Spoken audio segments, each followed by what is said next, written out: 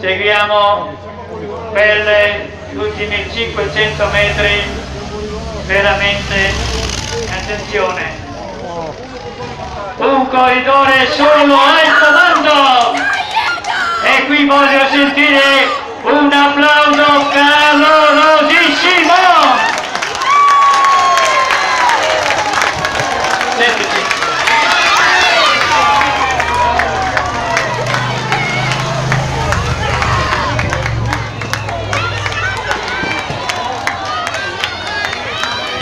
Vai, vai!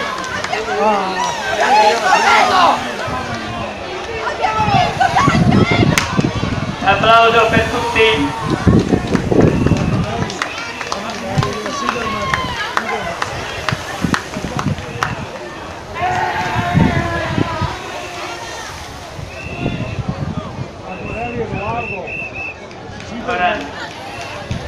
Ora Martinelli Edoardo era passato con qualche metro di vantaggio, ha tenuto per tutta la gara un lieve margine, si è presentato solo con pochi metri sul cappello che aveva alle sue spalle e ha vinto Portacolo della Sidermecce, formazione dell'Emilia Romagna.